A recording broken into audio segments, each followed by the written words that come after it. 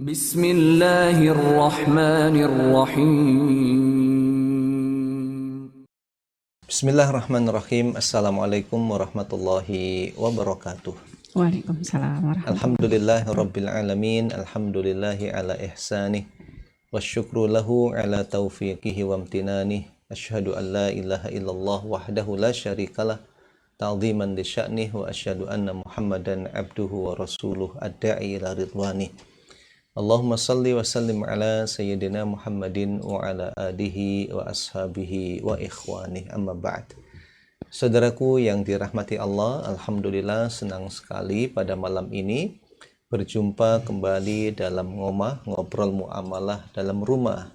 Untuk kali ini kita dipertemukan kembali dalam tema keluarga. Pada kesempatan yang lalu kita telah membincang tema tentang belajar menjadi suami yang baik kepada Rasulullah Shallallahu Alaihi Wasallam. Untuk malam ini juga istimewa karena yang akan kami sampaikan adalah hasil survei ya, dengan menggunakan angket dengan tema besar apa yang diinginkan oleh suami dari istri dan apa yang diinginkan oleh istri dari suaminya.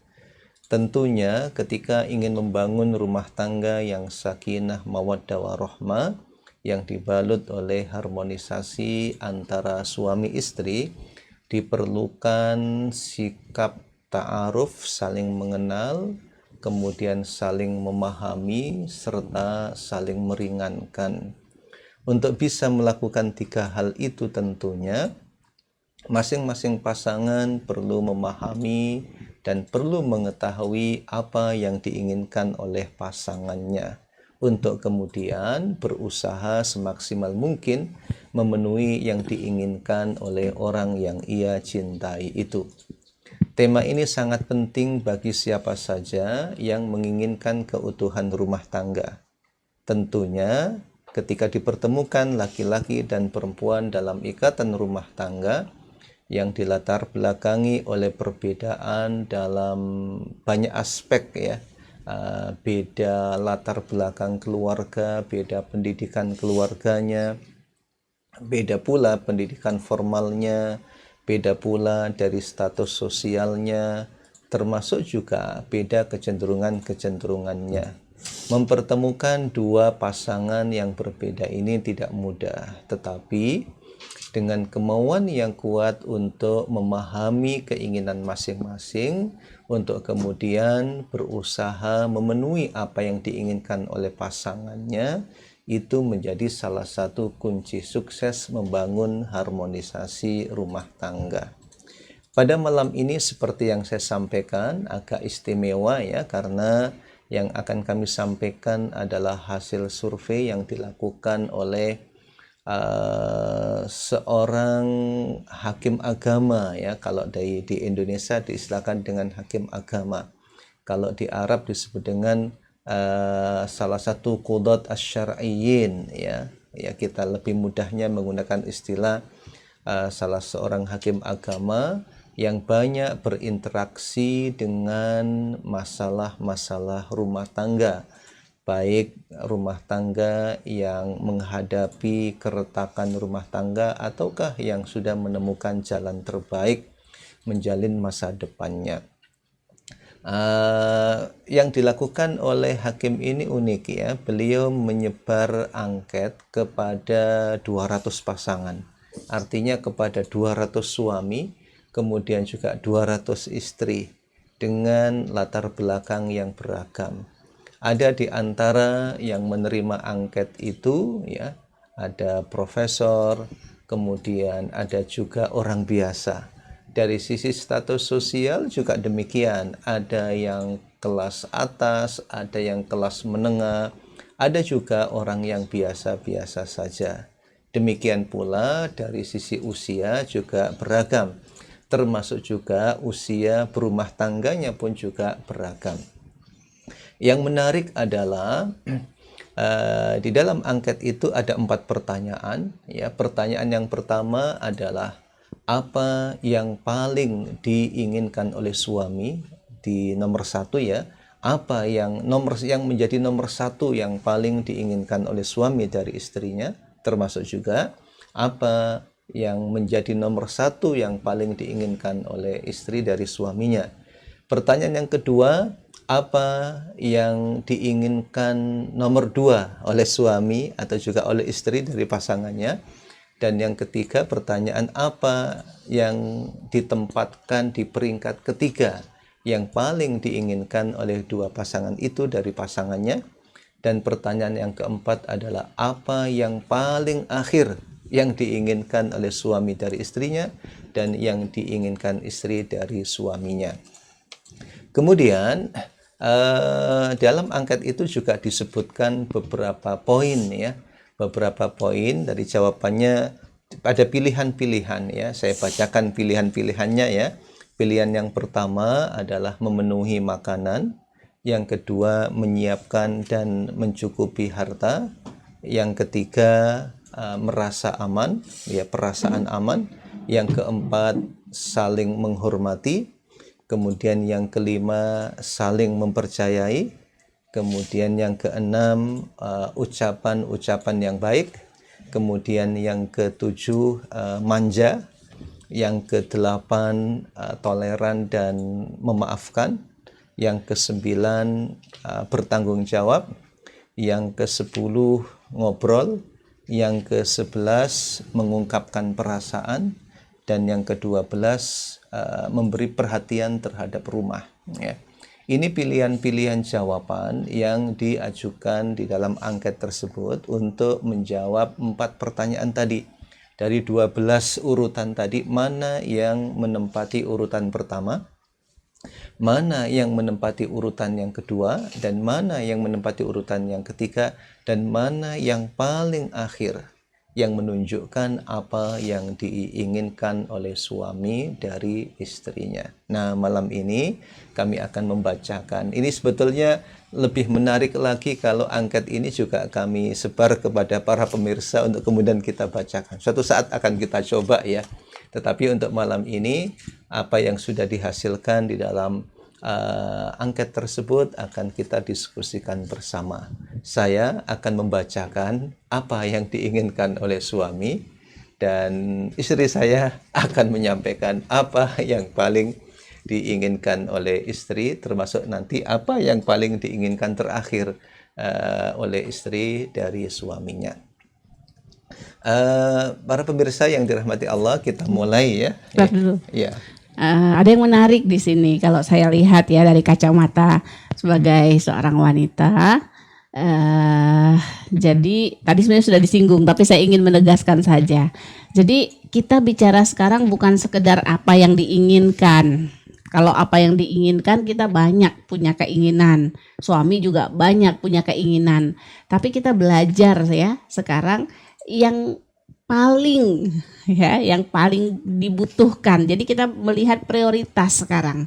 Jadi memang banyak kebutuhan, tapi mana yang paling prioritas, dan justru nanti kita lihat juga mana yang enggak prioritas ya. Tentu saja ini mengajarkan kita untuk menempatkan sesuatu yang penting ya. Memang kita jadikan penting dalam kehidupan kita. Seperti itu ya. Tambahan sedikit. Ya, baik, kita mulai. Para pemirsa yang dirahmati Allah SWT, pertanyaan pertama yang diajukan oleh kepada suami, dan apakah jawaban yang paling dominan di dalam survei tersebut ya. Yang pertama, pertanyaan apa yang paling dibutuhkan oleh suami dari istrinya. Ternyata jawaban yang paling banyak dan yang paling dominan adalah yang nomor 12 tadi. Masih ingat apa? Yaitu al-ihtimamu bil baiti. Yaitu suami menginginkan istri memberi perhatian kepada rumahnya ya. Apa yang dimaksud dengan memberi perhatian kepada rumahnya ini?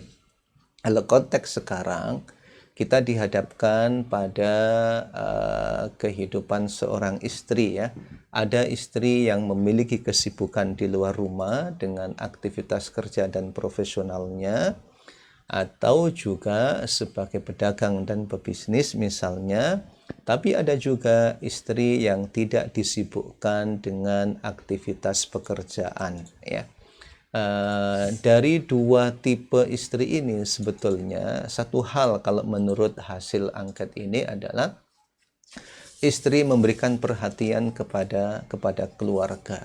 Harapannya kalau dalam ayat Al-Qur'anul Karim itu disebutkan, ya, hurum maqsuratun fil khiyam, dalam surat apa itu ya, Al-Waqiah, ya, hurum maqsuratun fil khiyam. Ini sifat wanita Iya, ahli surga. ya, ini sifat wanita ahli surga. Jadi suami itu mengidamkan sosok istri seperti perempuan atau bidadari surga yang hurum maqsuratun fil khiyam. Jadi perempuan-perempuan, para bidadari yang berada di rumah memperhatikan dan juga menyambut pasangannya. Nah, tetapi ini punya makna bukan berarti, ya, melarang perempuan untuk bekerja, tidak. Walaupun kemudian ketika seorang istri memilih untuk tinggal di rumah dan menjaga apa yang dimiliki oleh suaminya termasuk anak-anaknya, itu juga pilihan yang baik juga, ya. Tetapi ada hal yang penting sesungguhnya terkait dengan al-ihtimam bil baiti ini adalah bagi ibu-ibu, bagi istri yang tidak memiliki kesibukan bekerja di luar, ya, diupayakan perhatian terhadap keluarga dan rumah itu lebih, sehingga suami ketika berada di luar itu menemukan rasa aman atau merasakan aman dan juga merasakan ketenangan dalam beraktivitas, sebab apa yang ada di rumah ada yang menjaganya, ya. Kan ada juga, ya, fenomena ibu-ibu atau istri yang tidak memiliki kesibukan profesi tertentu tetapi jarang di rumah, ada juga, ya, terutama dalam dunia apa namanya itu, istilahnya itu sosialita. Dalam dunia sosialita, ya. Nah, tetapi kemudian bagi ibu-ibu yang memiliki kesibukan profesi, sesungguhnya ada PR yang besar, ya. PR-nya itu adalah harus memberikan waktu lebih, ya, dan juga perlu memberikan perhatian lebih.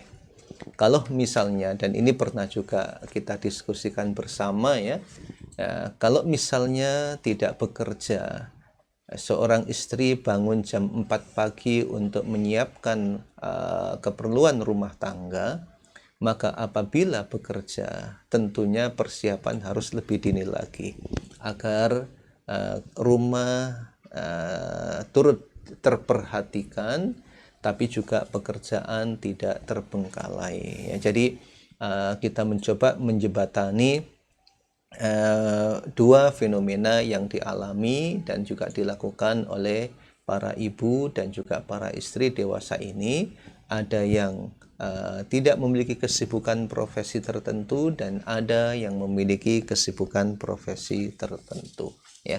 Harapannya tadi, ya, mengambil inspirasi dari para bidadari yang ada di surga, ya, hurum maqsuratun fil khiyam. Banyak di Ya. rumah, Bi. Kenapa? Banyak di rumah atau banyak perhatian sama Banyak rumah? perhatian, ya, banyak perhatian sama rumah. Ya, kalau perempuan bekerja, tentunya bagaimana menjembatani antara banyak di rumah dengan aktivitas di luar rumah.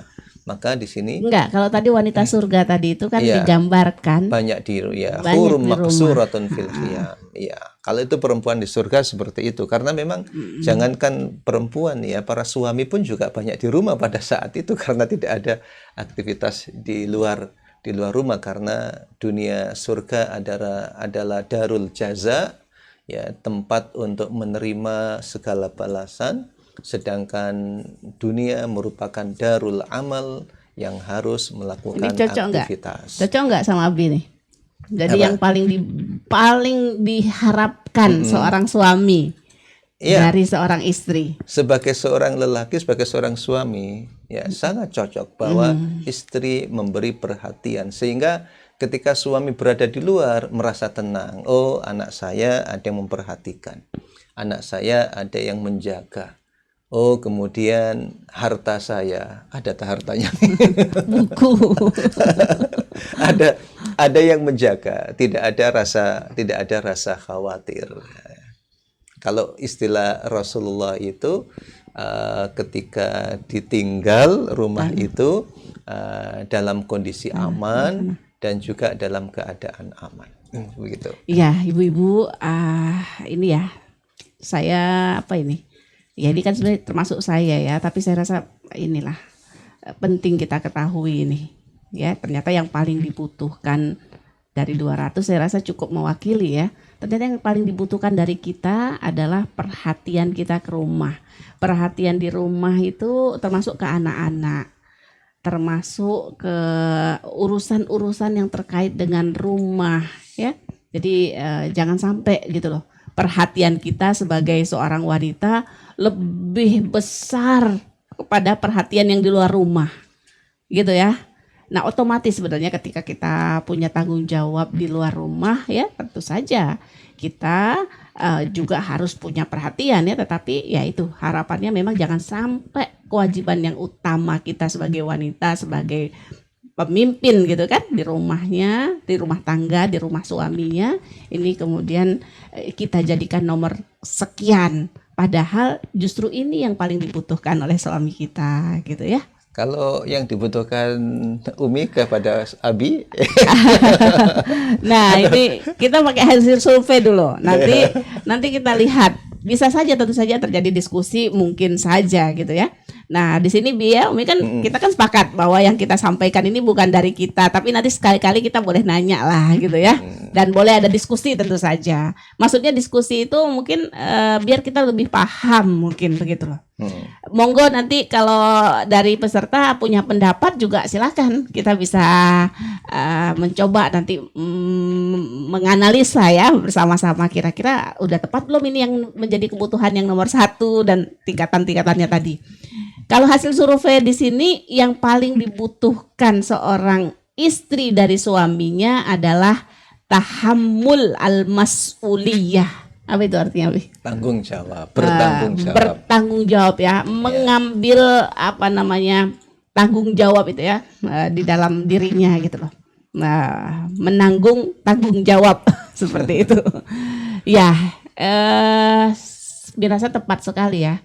Seorang wanita menikah itu kan harapannya gitu loh ya, harapannya nanti ada yang gitu loh, melindunginya, ada yang mengurusinya, ada yang memperhatikannya. Nah, itu kan memang tanggung jawab laki-laki kan.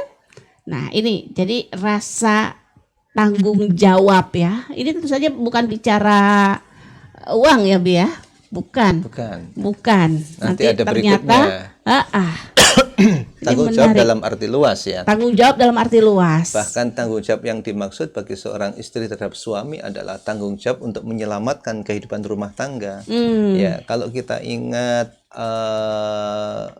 bahasan tentang visi keluarga ya, dan juga visi dan misi keluarga adalah membawa keluarga menuju surga dan menghindarkan keluarga dari neraka ya. Itu kan juga bagian dari visi dan misi keluarga. Tapi bukan surga ya. Nunut ya.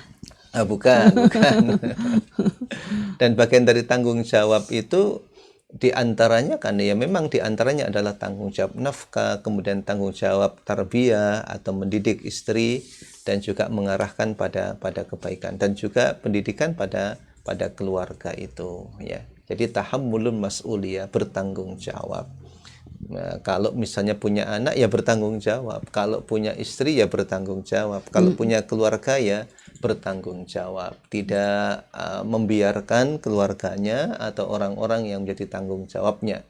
Karena kalau bahasa hadis Nabi itu ittaqullaha fin nisa fa innakum akhadtumuhunna bi amanillah wastahlaltum furujahunna bi kalimatillah.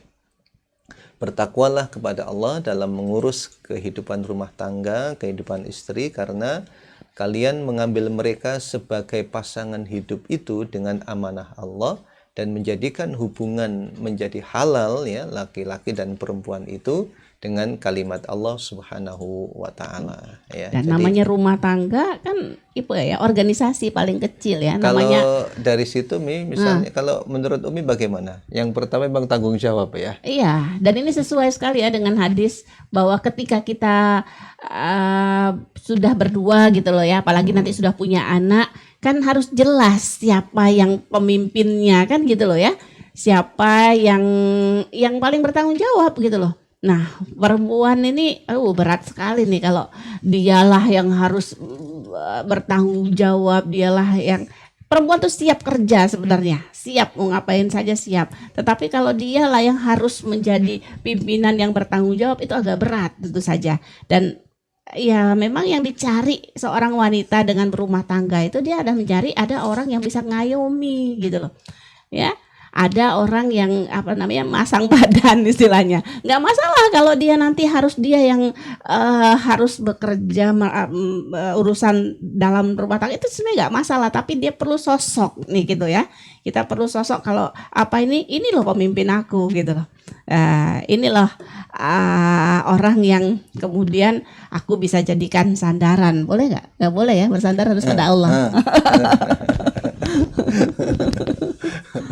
Oke, kita lanjutkan ya. Itu tadi yang pertama diinginkan oleh suami dari istrinya adalah al-ihtimamu bil bait, memberikan perhatian terhadap rumah.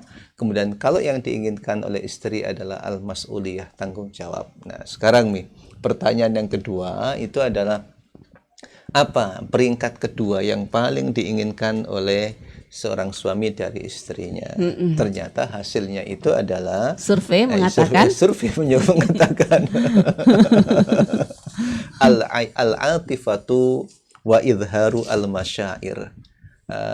Kalau saya bahasakan itu menggunakan bahasa rasa ya, menggunakan bahasa rasa atau juga bisa mengungkapkan perasaan, tetapi kalau yang saya baca di sini lebih dekat dengan bahasa rasa ya, bukan mengedepankan emosi tetapi mengedepankan rasa. Emosi, cinta itu kan emosi. Iya, cinta bagian dari emosi juga, tetapi rasa.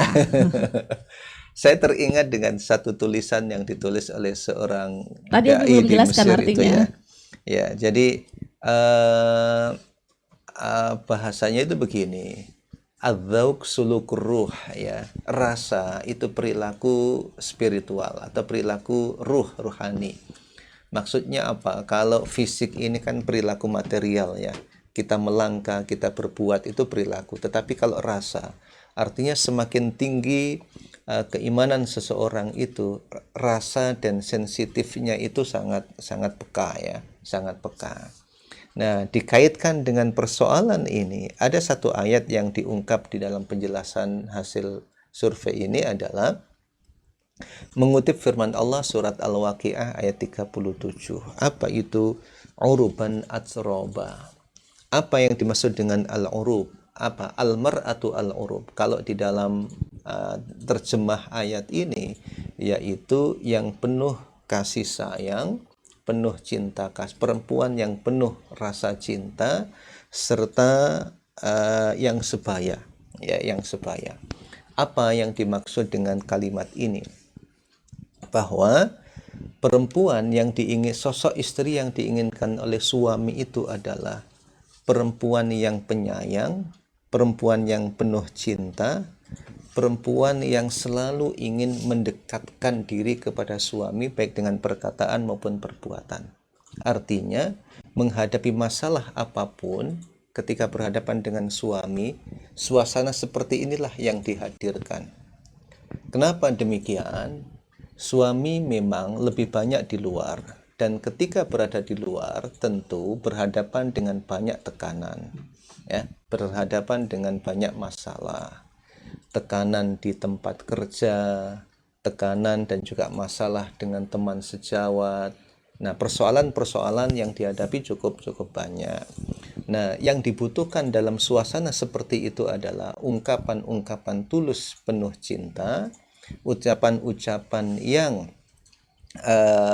bisa menjadikan suami itu tentram dan tidak tambah tertekan. Makanya kadang dijumpai ya seorang lelaki atau seorang suami tergoda oleh pihak lain itu ya, mohon maaf ya. Kenapa? Karena ketika dia berhadapan dengan masalah dan tekanan-tekanan di luar, dia tidak menemukan tempat untuk menenangkan dan juga menghibur dan lain sebagainya. Bahkan justru yang terjadi adalah dia berhadapan dengan suara-suara yang keras atau perilaku-perilaku yang cenderung menjadikan suami tambah tertekan. Tapi kemudian ketika dia mendapatkan dari sosok yang lain Bahaya. yang itu ini ya boleh jadi suami itu akan berpindah ke lain hati. Yang ini makanya para istri perlu merenungi hadis Nabi Shallallahu Alaihi Wasallam yang diriwayatkan oleh Abu Dawud bahwa Allah Subhanahu Wa Taala melaknat siapa? Melaknat ar-rajulata minan nisa. Apa yang dimaksud dengan ar-rajulata minan nisa? Yaitu al-mar'ah al-mutarajjilah. Siapa dia itu? Istri atau perempuan yang cenderung bersuara keras terhadap suami, ya, bahkan menjadikan suami itu merasa diasingkan oleh istrinya. Nah, ini perlu berhati-hati ya, yang diistilahkan oleh Nabi Shallallahu Alaihi Wasallam dengan istilah ar-rajulata minan Kok nisa'i. serius banget nih? Iya. Kayaknya sedang memfonis Umi nih. Enggak tertekan. Kalau sudah sampai di rumah merasa tenang. Tadi Umi deg-degan dengan Umi ngomong. Oh gitu. Kayaknya sedang. Iya, karena ketika saya membaca ayat tafsirnya uruban atsroba itu apa? Atsroba itu kebalikan dari apa? Kebalikan dari al-mutarajjilah. Al-mutarajjilah itu artinya apa? Tadi yang suaranya keras ya, yang menjadikan suami tertekan, padahal di luar itu sudah lebih tertekan lagi, begitu Mi ya. Gitu ya. Iya. Ya, Bu. Ayo ibu-ibu mudah-mudahan bisa dengar pakai hati ya. Saya tadi dengar pakai hati, Bu. Ya Allah. Gitu ya. Kita introspeksi diri Iya, kita. ternyata itu yang dibutuhkan oleh suami. Iya. Jangan tanya lo ya. Tapi tadi Umi sempat deg gitu kok. Tapi kayaknya kok serius banget gitu ngomongnya. Bukan, karena ini surveinya juga serius ini. Kan yang diinginkan adalah kebaikan bersama. Baik. Kenapa? Karena ini saya sering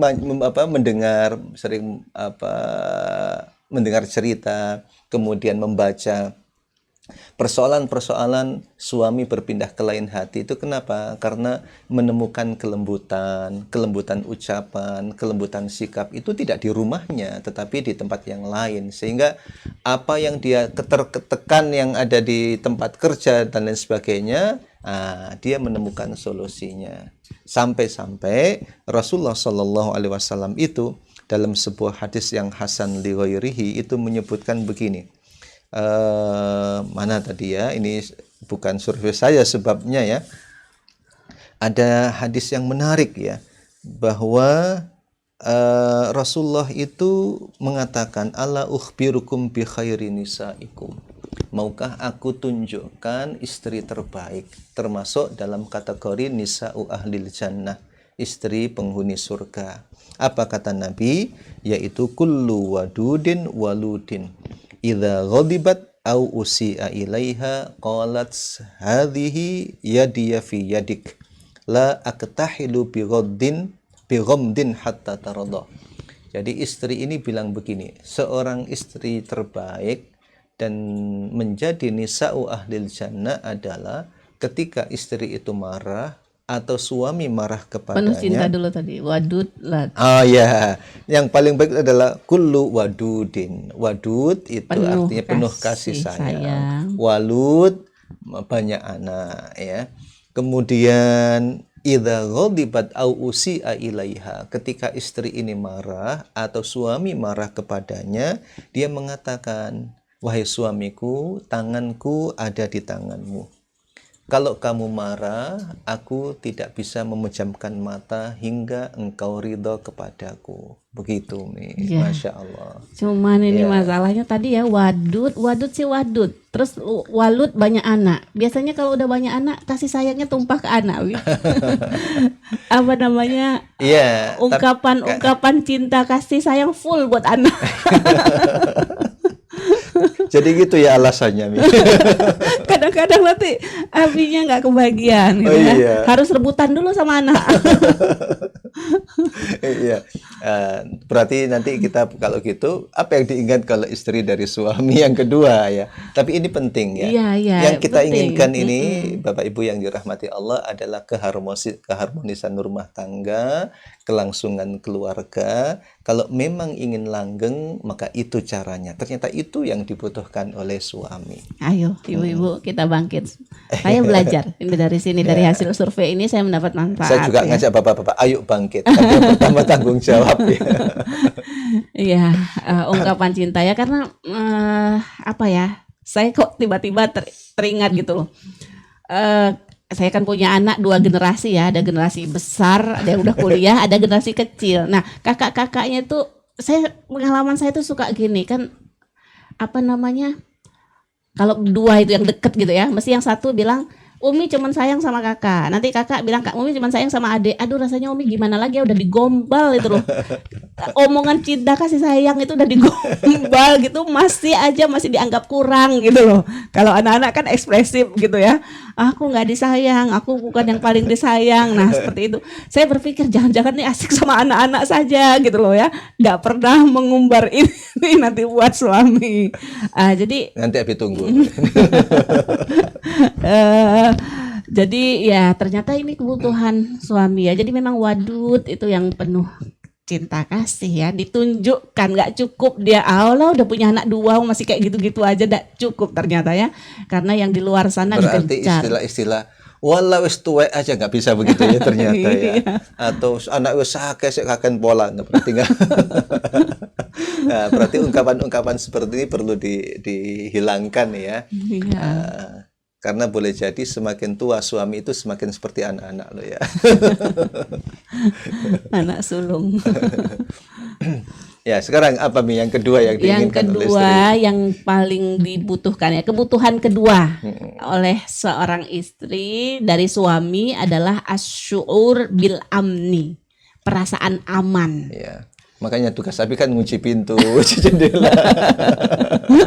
Enggak, ini di sini bukan seperti itu ya. Di sini saya pikir memang masya Allah ya, kasihan ya. Ya alhamdulillah nih, anulah nih, saya ngerasa aman nih kayaknya gitu ya. Tapi kan kita tetap harus berusaha pada Allah ya, bergantungnya pada Allah. Maksudnya di sini dikatakan suami-suami yang suka ngancem istri gitu loh. Oh ya. Gitu, suka ngancem dikit-dikit aku Jadi cerai loh gitu loh. pengertian aman itu adalah tidak merasa terancam oleh Tidak. sikap dan tindakan suami. Iya, kadang-kadang di sini dikatakan Tapi ya. Mi, kadang-kadang begini, tapi kadang-kadang ungkapan cerai itu justru munculnya dari istri loh ya.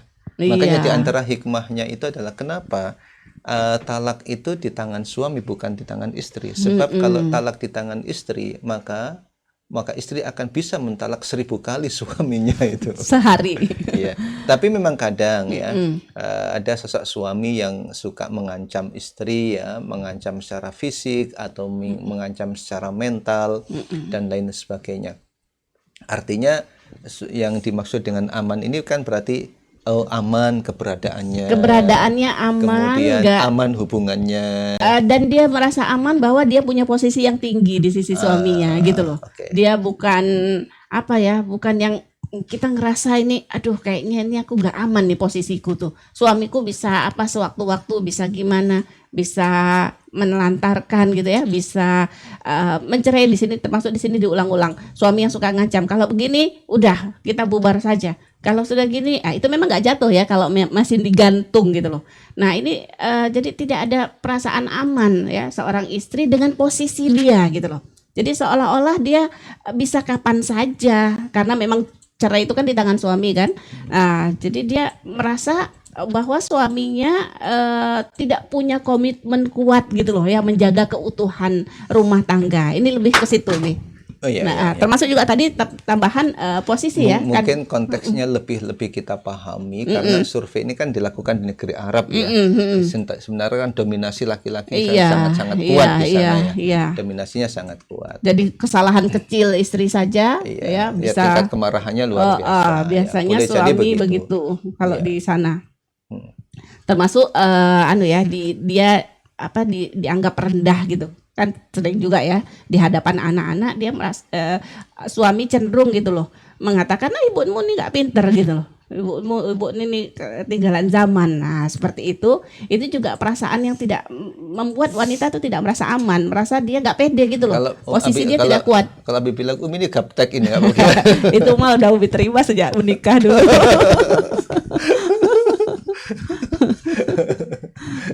Salah Abi, nggak diupdate Umi. Oh, iya. Baik, saudaraku yang dirahmati Allah SWT. Sekarang ke pertanyaan yang ketiga. Pertanyaan ketiga adalah apa yang paling dibutuhkan, ranking 3 oleh suami dari istrinya. Nah, ternyata jawabannya itu adalah al-ihtiramu al-mutabadil, saling menghormati dan juga saling memuliakan. Sama ini Bi. Sama. Oh ternyata sama ya. Oh gitu ya. Kebutuhan berarti ketiga. Ya memang wajar ya karena begini. Tentu berbeda antara suami dan istri latar belakangnya ya. Ada yang suami berlatar belakang dari keluarga yang biasa-biasa saja secara pendidikan, atau juga cara di dalam mendidik keluarga juga berbeda-beda. Boleh jadi suami berada di keluarga yang tumbuhnya itu sangat egaliter, bahkan kadang tidak ada sopan santun dan sebagainya. Mungkin seperti itu. Ketemu dengan istri yang menjaga betul unggah-ungguh, istilahnya dalam bahasa Jawa. Nah, seperti ini ketika tidak berusaha untuk saling melengkapi, kemudian juga saling melakukan perbaikan, maka peluang untuk terjadinya perpisahan itu sangat-sangat besar. Disinilah kemudian perlu masing-masing itu ada yang mencoba untuk menaikkan levelnya dan ada yang menurunkan levelnya.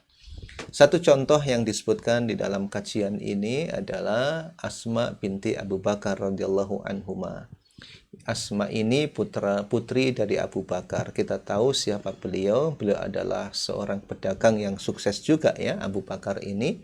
Dari sisi ekonomi terjamin rumahnya dan juga keluarganya, termasuk juga anak-anaknya. Dan juga kita tahu kedudukannya, beliau adalah seorang sahabat yang boleh dikatakan levelnya itu level tinggi. Ternyata Asma ini berjodoh dengan Zubair bin Awam radhiyallahu anhu, seorang sahabat yang tidak sekaya ayahnya Abu Bakar ya, bahkan tergolong miskin. Ya, demikian pula beliau seorang sahabat yang juga tidak selevel ya kalau kita melihat dari sisi kedekatannya dengan Rasulullah Sallallahu Alaihi Wasallam. Tetapi bagaimana kemudian Asma berinteraksi dengan suaminya ini? Asma berinteraksi dengan sangat hormat kepada Zubair bin Awam. Ketika ada persoalan-persoalan, beliau lebih cenderung untuk menyalahkan pribadinya, dirinya. Ya, bahkan ketika misalnya masakannya nggak enak, oh ini salahku, aku nggak bisa masak, kalah dengan pembantuku yang masak ini dan sebagainya, sampai seperti itu ya. Jadi al-ihtiram al-mudabadil ya, saling menghormati ya, saling menghormati. Suami yang diharapkan oleh suami dari istrinya adalah terimalah aku apa adanya. Tetapi kemudian saling melengkapi di antara keduanya. Bukan sekedar menerima, Bi. Apa? Ya menerima iya ya, tapi menghormati sampai dia merasa kita hormati. Nah, begitu. Ya, tidak direndahkan. Tidak direndahkan. Ini Umi juga berpikir gini ya. Kadang mungkin kita karena kedekatan kita sebagai suami istri itu kan apa namanya, kita berbuat seenaknya gitu loh ya. Mungkin kalau sama orang lain kan kita sungkan, kita masih ibaratnya masih menghormati Iya, gitu iya, ya, iya, iya. masih jaga kata-kata gitu loh. Iya. Nah, kita kalau merasa kita sudah dekat, sudah suami, sudah istri gitu loh. Jadi penghormatan itu loh ya, ternyata Abi mungkin itu pernah dapat cerita seorang teman ya, seorang teman dosen beliau bercerita tentang sosok ibunya dan ayahnya. Beliau bercerita begini, ibu saya itu seorang guru, bapak saya itu dari si pekerjaan serabutan. Tetapi ibu saya ketika menerima uang dari ayah tidak seberapa sebetulnya jumlahnya, tapi ekspresi ibu itu luar biasa. Berterima kasihnya kepada ayah itu sangat luar biasa. Terima kasih berulang-ulang diucapkan. Iya, Padahal iya. yang diberikan boleh jadi dibanding dengan yang dihasilkan Hasilnya oleh sendiri. sendiri masih lebih sedikit. Tetapi dengan penghormatan seperti itulah harmonisasi dalam kehidupan rumah tangga itu bisa terjaga. Iya, ya. iya. Ternyata ini kebutuhan gitu loh. Yang dibutuhin itu Iya. merasa butuh dihormati. Mungkin kita alami gitu udah biasa aja pakai dihormati, formal banget kayak gitu ya. Kalau formal begini hormat. Nah, ternyata ibu-ibu ini saya belajar benar ya. Nah, dari sini merasa butuh untuk dihormati. Begitu juga kita perempuan nih. Perempuan juga sensitif ya, sensitif. Bukannya gini sih, bukannya kita mau seperti saya tuh gaptek kan. Oke lah, itu kita tahu kekurangan kita gitu loh. Jadi bukannya juga mau bohong gitu loh. Oh, pinter ya, enggak juga gitu loh. Tapi kan ada sisi kita sebagai seorang ibu gitu loh. Kita sebagai seorang istri yang memang posisinya tuh kadang-kadang ini aku posisinya ini posisi tinggi gitu loh. Jangan sampai kemudian tidak dianggap seperti itu. Gitu ya, Ibu. Saya kira begitu. Nanti ada hal-hal yang mungkin terkadang tidak sensitif di situ kita antara suami dan istri. Padahal ya gitu. Nanti kalau mau dicari akar masalahnya apa? Kurang menghargai gitu mungkin di situ sisinya.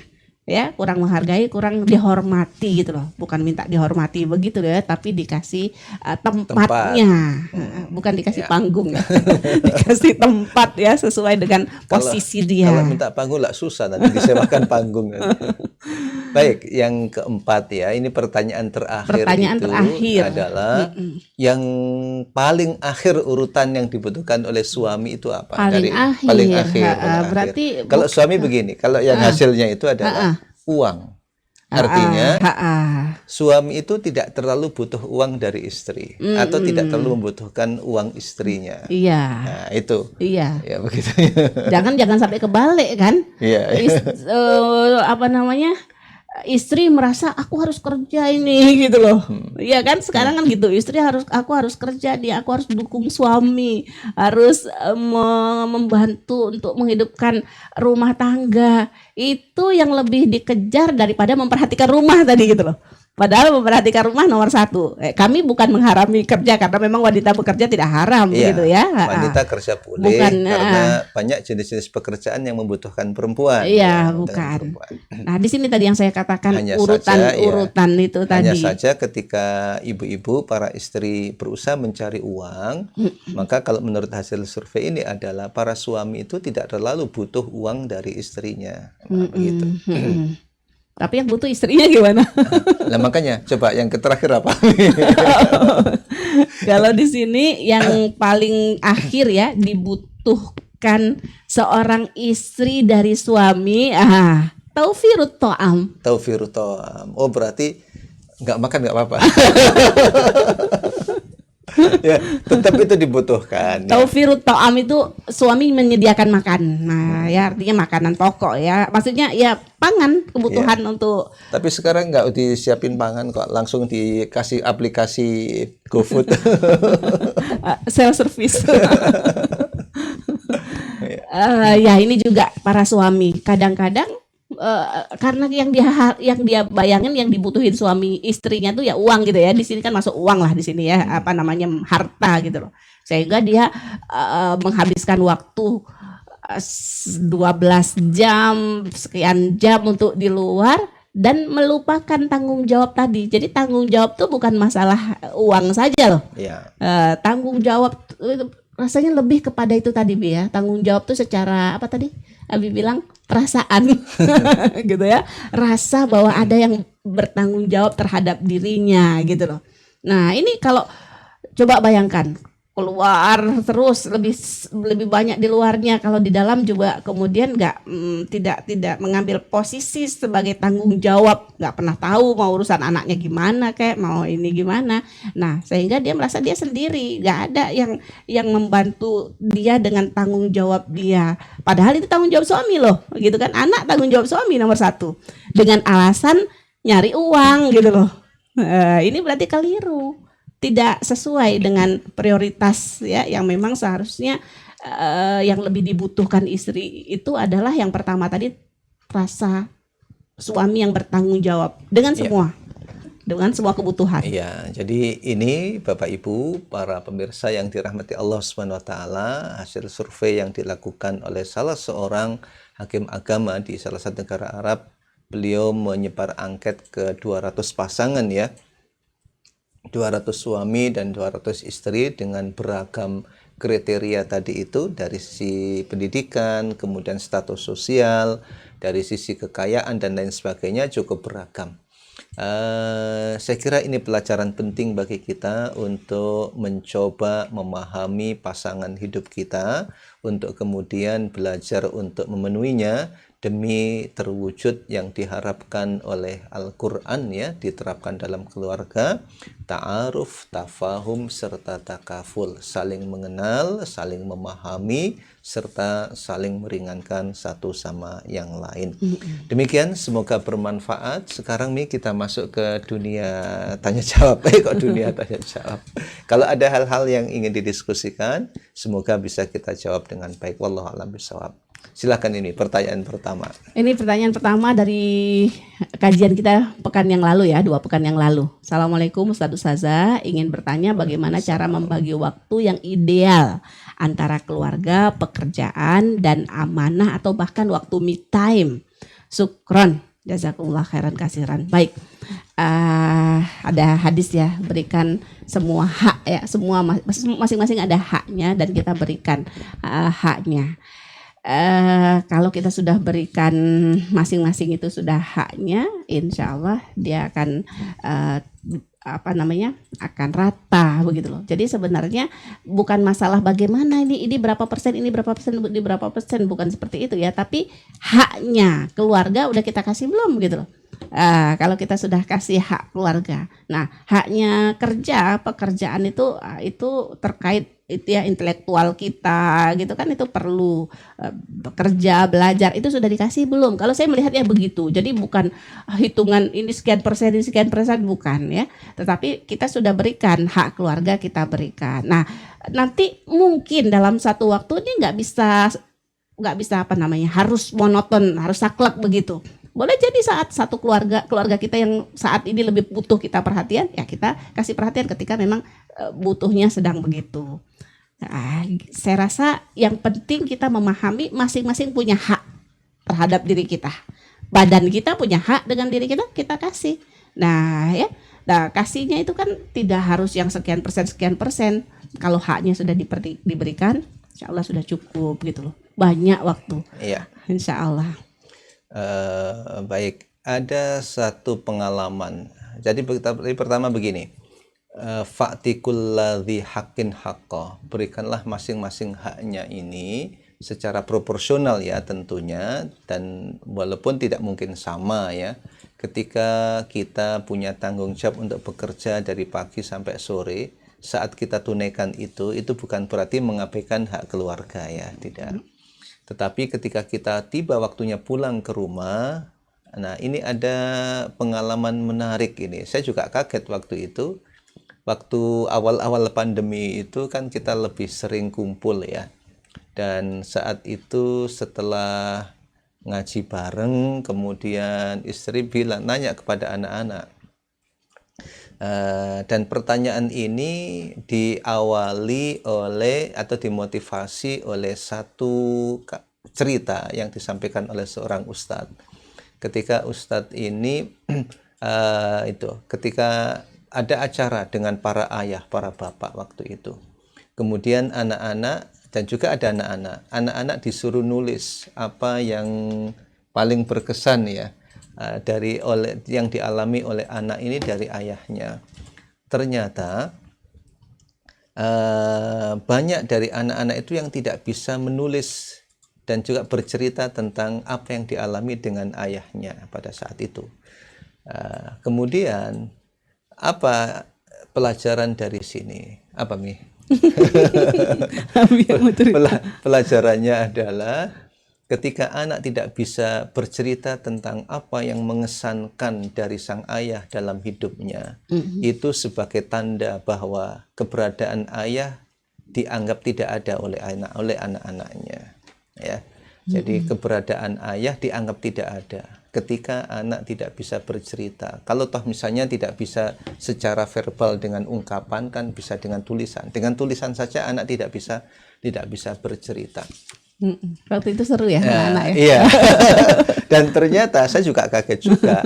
Hal ini langsung istri itu nanya satu persatu kepada anak-anak itu. Apa pengalaman dari Abi? Ternyata anak saya yang paling kecil itu bilang begini. Waktu itu Abi pulang kerja capek. Terus aku minta dianterin beli mainan, dianterin sama Abi. Ya, tanpa saya duga ternyata hal seperti itu, kalau saya menganggap itu biasa-biasa saja ya, tapi bagi anak-anak cukup mengesankan. Waktunya nggak panjang ya, hanya nggak sampai setengah jam ke tempat mainan, kemudian beli, terus balik pulang kembali ke rumah. Ternyata waktu sekitar 10 menit atau 15 menit itu cukup mengesankan bagi anak-anak kita. Iya, Umi pernah dengar itu tambahan ya, terkait dengan ini. Yang dibutuhkan anak-anak itu nggak yang besar-besar, bayangan kita harus kerja cari uang sekian tuh anak. Yang dibutuhkan anak itu justru yang menjadi kenangan dia perhatian-perhatian kecil kita gitu ya. Nah yang penting kita hadir untuk mereka, kita berusaha meninggalkan jejak buat mereka. Seperti itu. Ya. Abi baca. Umi. Ya, oke. Ini Ustadz, ada ketentuan bahwa seorang wanita tidak boleh bersafar tanpa mahram. Sedangkan dalam kondisi saat ini misalnya seorang wanita yang sudah berkarir ada kalanya harus melaksanakan dinas keluar daerah. Apakah ketentuan tersebut tetap berlaku atau izin suami sudah cukup menjadi dasar agar wanita tersebut boleh bersafar sendiri tanpa mahram? Jadi memang ada hadis Nabi SAW terkait dengan keharusan adanya mahram ini. Dikaitkan dengan jarak tertentu. Kalau dalam konteks hadis itu jarak ukurannya adalah waktu. Safar 1 hari 1 malam, ada juga safar 3 hari 3 malam. Itu. Kemudian dalam hitungan waktu ini oleh para fuqaha dikonversi dalam jarak. Ya, ada yang mengatakan dalam jarak yang sekiranya disyariatkan atau diperkenankan mengqashar sholat. Ini kalau dikaitkan dengan perjalanan jarak. Kemudian apa yang dimaksud dengan mahram ini? Ada juga ya kita hormati ya. Ini pendapat di kalangan para ulama ini luar biasa, memberikan wawasan yang indah kepada kita semua. Ada yang menggunakan pendekatan tekstual, yaitu selama perempuan itu kemanapun harus bersama mahramnya. Ya, meskipun hal ini agak repot juga ya, bukan agak repot. Dalam situasi seperti ini ketika perempuan bisa belajar, bisa kuliah kemana-mana dan sebagainya, tidak bisa kita bayangkan kalau misalnya di Malang ini mahasiswa setiap hari kalau mau berangkat ke kampus harus diantar oleh mahramnya, kan tidak mungkin juga. Tetapi ada di sebagian negara memberlakukan dengan ketat untuk perempuan harus kuliah misalnya di satu negara tertentu harus bersama suaminya ya. Masalahnya anak sekarang itu ketika kuliah ketika S1 kan tidak serta-merta kemudian siap untuk berumah tangga ya. Tapi kita hormati ada pemahaman seperti itu. Jadi kemana-mana harus bersama mahram. Berarti Dampaknya kemudian begini, ketika umroh tanpa mahram akhirnya dibuat mahram-mahroman. Demikian pula misalnya ibu-ibu yang berangkat menunaikan ibadah haji, istri karena biayanya cukup istri saja misalnya, akhirnya dibuat pengakuan bahwa entah siapa dari rombongan jamaah itu yang dianggap sebagai mahramnya, padahal ya kan bukan mahramnya sebetulnya. Nah, ini yang disebut dengan pendekatan tekstual. Tapi ada juga yang menggunakan pendekatan kontekstual. Apa yang dimaksud dengan mahram ini? Yang dimaksud adalah ar-rifqah al-ma'munah. Ada teman dalam perjalanan itu sekiranya kemudian menjadi aman. Ya, ar-rifqah al-ma'munah. Kalau dulu memang safar itu perjalanannya beda dengan perjalanan zaman sekarang. Dulu naik onta, kemudian juga jalannya juga padang pasir. Karena saya sendiri pernah mengalami ya, terjebak di padang pasir itu ketika pulang dari Sudan menuju Mesir naik kendaraan. Dan situasinya juga sangat gelap, padahal saat itu bersama dengan orang banyak. Kemudian juga tidak terbayangkan kalau misalnya perempuan jalan sendirian di tengah perjalanan seperti itu. Ya, tetapi kehidupan zaman sekarang dalam satu rombongan perjalanan ya, apalagi kemudian kendaraan umum ya, ada ar-rifqah al-ma'munah, ada seorang perempuan atau dua orang perempuan yang insya Allah amanah sehingga perjalanan itu aman ya, perjalanan aman. Nah, jadi ini ada dua penafsiran terhadap makna mahram di dalam perjalanan itu ya. Kalau yang secara tekstual mengharuskan memang adanya pihak keluarga yang turut menemaninya kemana saja dia itu berangkat ya, selama perjalanannya itu dalam jarak tertentu yang jauh. Kalau yang kedua ya, dengan secara kontekstual memaknainya dengan ar-rifqah al-ma'munah. Yang penting perjalanannya itu aman, dan lebih utama ketika ada ar-rifqah al-ma'munah. Ada teman ya yang juga turut bersama-sama Kalau nggak pun teman ada perempuan ya. Kalau toh tidak ada teman, di dalam rombongan itu ada perempuan lain sehingga dugaan kuat perjalanan itu aman. Wallahu a'lam bishawab. Dan ada hadisnya, Bi. Hadis Hatim, Adi bin Hatim. Iya. Gimana? Ada hadis Adi bin Hatim, Rasul pernah bersabda, akan ada suatu waktu nanti perempuan jalan dari San'a ke Hadramaut, itu luar negeri malah. Ya, tidak ada yang ditakuti. Sama-sama Yamannya, antar kota ya. Oh iya. Antar kota. Antar kota. Tidak ada yang dia takuti kecuali hanya Allah.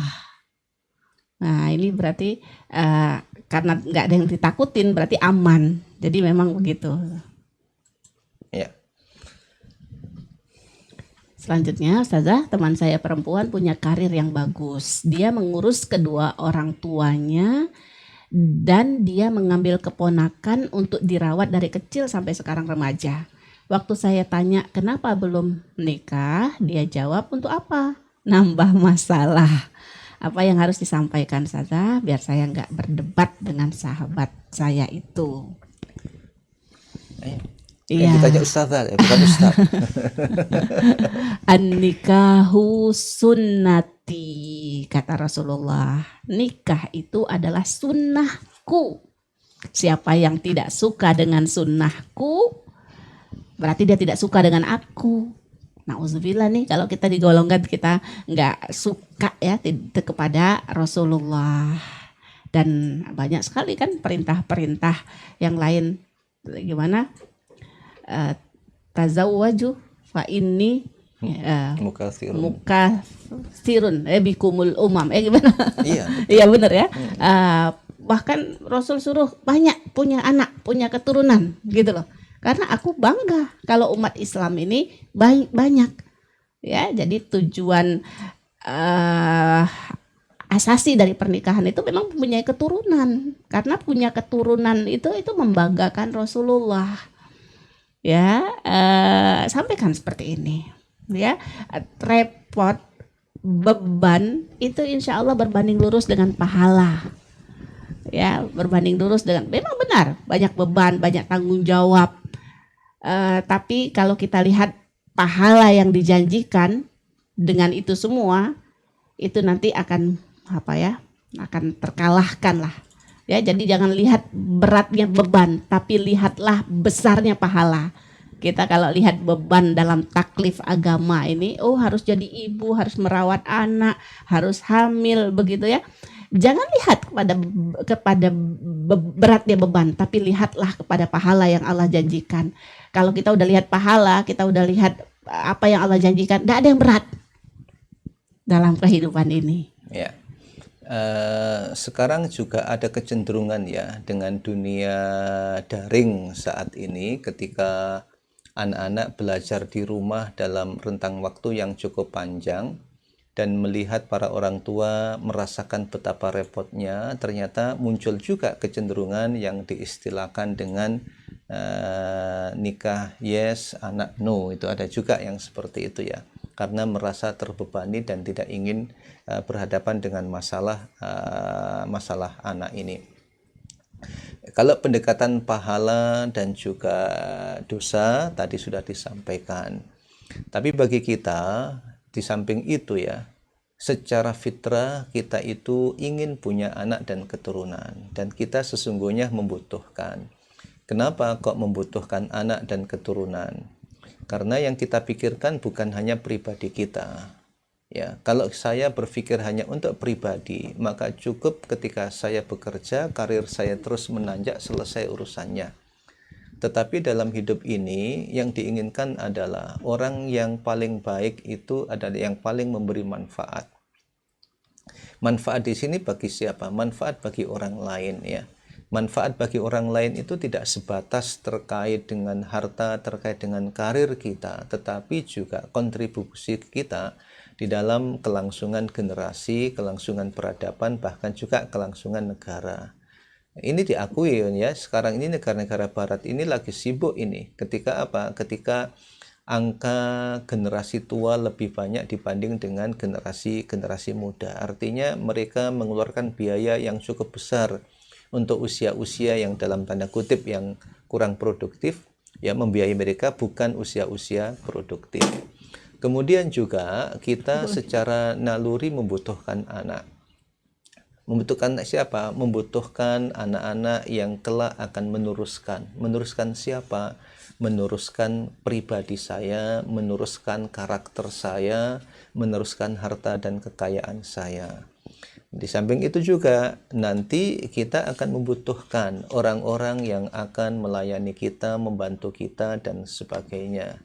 Dan yang paling utama yang dibutuhkan itu siapa? Anak, ya, bukan keponakan. Kalau misalnya ya secara logika saja ya, kenapa dia mengajak keponakan untuk merawat orang tuanya? Ya alhamdulillah dia punya keponakan. Coba kalau tidak punya keponakan. Keponakan itu kan sosok anak sesungguhnya. Ya, keponakan itu sosok anak. Dia anak sehingga kemudian bisa, alangkah indahnya ketika yang membantu kakek neneknya tadi itu ayah ibunya bukan keponakannya, tetapi anak yang dilahirkan sendiri. Kan luar biasa ya. Manfaatnya lebih banyak lagi sebetulnya.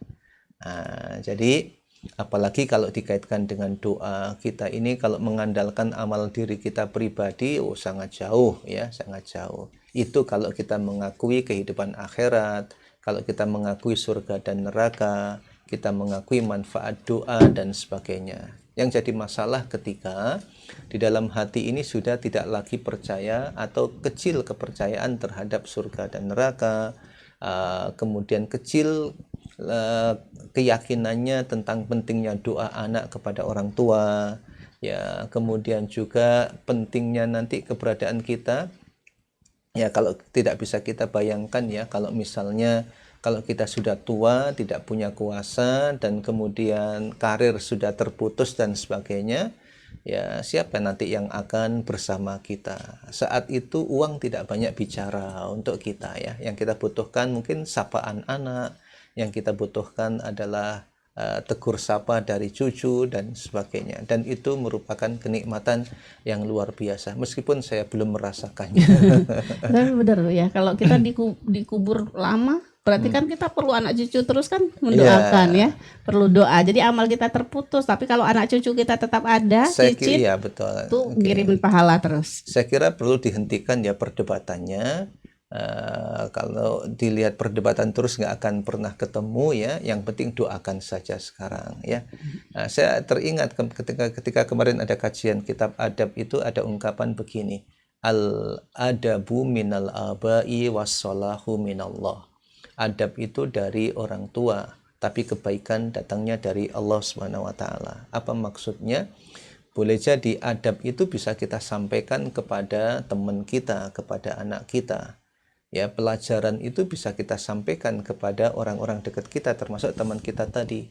Tapi kebaikan itu asalnya dari Allah Subhanahu wa taala. Bukan kita yang bisa merubah teman kita itu, tetapi Allah. Kalau sudah debat, sudah diskusi, seringkali buntu, tinggal satu cara yang bisa dilakukan. Doakan yang bersangkutan. Semoga dibukakan hatinya oleh Allah Subhanahu wa taala. Waktunya sudah habis nih. Ya, baik, saudara-saudaraku yang dirahmati Allah Subhanahu wa taala, tersisa beberapa pertanyaan ya, mohon maaf karena keterbatasan waktu. Insya Allah di pertemuan yang akan datang, pertanyaan yang belum terjawab akan kita diskusikan. Semoga kita diberi panjang umur oleh Allah, diberi kesehatan dan juga kesempatan, sehingga bisa belajar kembali untuk mendapatkan ilmu yang bermanfaat. Segala kebaikan semoga bisa kita tunaikan. Segala keburukan yang kita dapati semoga kita bisa menghindarinya. Subhanakallahumma bihamdik asyhadu an la ilaha illa anta astaghfiruka wa atubu ilaik. Wassalamualaikum warahmatullahi wabarakatuh.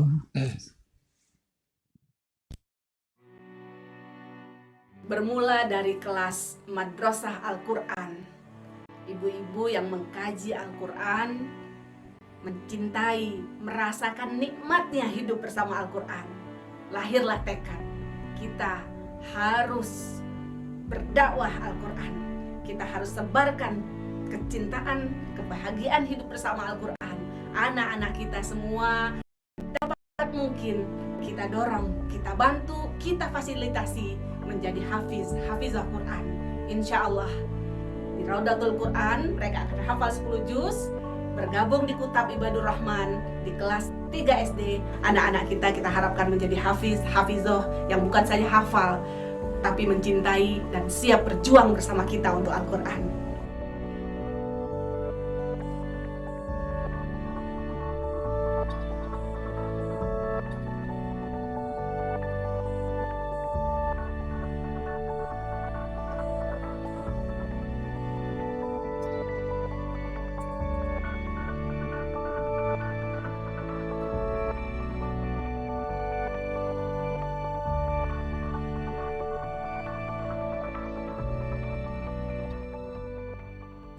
Menyempurnakan doa para orang tua yang melantunkan harapan kepada Allah Subhanahu wa taala. Rabbana hablana min azwajina wa dzurriyyatina qurrata a'yun waj'alna lil muttaqina imama. Ya Allah, karuniakanlah kepada kami pasangan-pasangan hidup kami, keturunan kami penyejuk hati, serta jadikanlah kami pemimpin bagi orang-orang yang bertakwa. Pemimpin ideal, pemimpin masa depan, pemimpin bagi orang-orang yang bertakwa adalah harapan para orang tua kepada anak-anaknya agar mengemban peran penting itu seperti yang diinginkan dan diajarkan oleh Allah Subhanahu wa taala. Guna melengkapinya, Yayasan Ihya'ul Quran Indonesia mengajak kaum muslimin dan muslimah, mengajak para ibu dan bapak untuk membangun fasilitas yang terbaik guna menyiapkan masa depan yang cerah bagi generasi muda kita melalui wakaf yang kita kembangkan. Ada wakaf produktif, ada wakaf yang kita gunakan untuk membangun fasilitas terbaik itu berupa gedung, serta ada wakaf manfaat, wakaf profesi, dan sebagainya. Harapannya sarana ini adalah milik kita bersama, perjuangan kita bersama, amal jariah kita bersama, dan kita berinvestasi pemimpin bagi orang yang bertakwa yang akan membangun kejayaan umat ini di masa yang akan datang.